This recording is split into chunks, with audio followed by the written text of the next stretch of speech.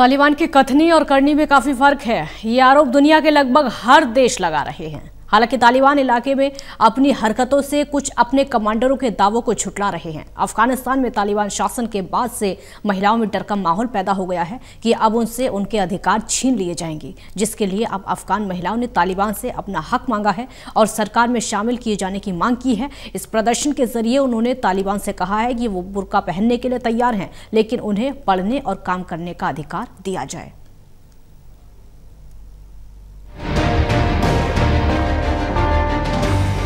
अफगानिस्तान पर कब्जे के बाद मुल्क में हर तरफ खौफ का माहौल है। क्या बच्चे, क्या बड़े, हर वर्ग और हर तबका मुंह खोलने से डर रहा है।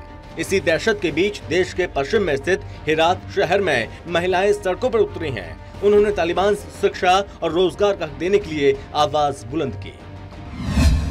तालिबान के खिलाफ बोलने की हिम्मत जुटा रही हैं महिलाएं।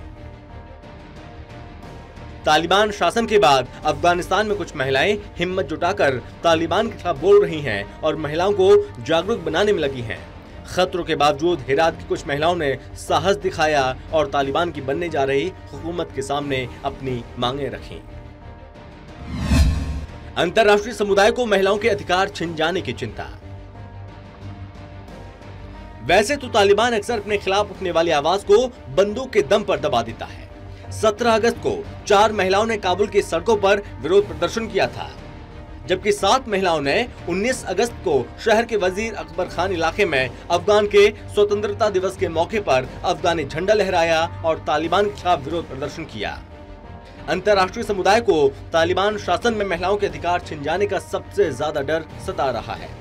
वैसे ये डर निराधार भी नहीं माना जा रहा, क्योंकि काबुल पर काबिज होते ही तालिबान ने महिलाओं की आजादी और उनके अधिकारों को दबाने के अपने इरादे जाहिर कर दिए हैं। काबुल पर कब्जा करने के बाद अपनी पहली प्रेस कॉन्फ्रेंस में प्रवक्ता जबीउल्लाह मुजाहिद ने कहा कि महिलाओं को शरिया कानून के तहत शिक्षा, स्वास्थ्य और रोजगार के अधिकार होंगे। मुजाहिद ने कहा था, महिलाएं स्वास्थ्य क्षेत्र और उन क्षेत्रों में काम कर सकती हैं जहां उनकी जरूरत होगी। पिछले हफ्ते तालिबान ने घोषणा की थी कि लड़के लड़कियां अलग अलग कक्षाएं में पढ़ेंगे। इस विद्रोही समूह ने कई टीवी और रेडियो में काम करने वाली महिला पत्रकारों के काम करने पर रोक लगा दी है। उनके डर से कई महिला पत्रकारों ने ये पेशा छोड़ दिया है। 2001 के बाद महिलाओं के अधिकार बहाल हुए थे, लेकिन ये सच है कि कुछ महिलाएं हिम्मत जुटाकर सड़कों पर उतर रही हैं। लेकिन बहुत सारी महिलाएं और विश्वविद्यालय की छात्राएं भी दबे छुपे अपने अधिकारों पर बात कर रही हैं। उनका कहना है कि तालिबान पर भरोसा नहीं किया जा सकता। हम 20 साल बाद भी उनमें कोई बदलाव नहीं देख रहे हैं। उन्होंने 1996 से 2001 के बीच तालिबान के पिछले शासन का जिक्र किया और कहा, उस समय भी महिला शिक्षा और रोजगार पर प्रतिबंध लगाया गया था और हमें डर है कि एक बार फिर हमें पीछे धकेल दिया जाएगा। सरकार में शामिल करने को लेकर महिलाओं ने अपना हक मांगा।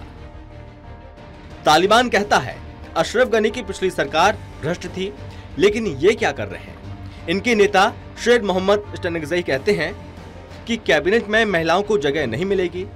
हम अपना हक मांग रहे हैं। महिलाओं के बिना तालिबान की सरकार चल नहीं पाएगी। अगर नेशनल असेंबली में महिलाओं को बराबर की हिस्सेदारी मिलती है तो हम इसे स्वीकार करते हैं। तालिबान ने काबुल पर कब्जे के बाद कई बार कहा, वे महिलाओं को शरीयत के दायरे में रहकर काम और शिक्षा का अधिकार देना चाहते हैं। हालांकि अब तक इस बारे में कोई ठोस कदम नहीं उठाए गए।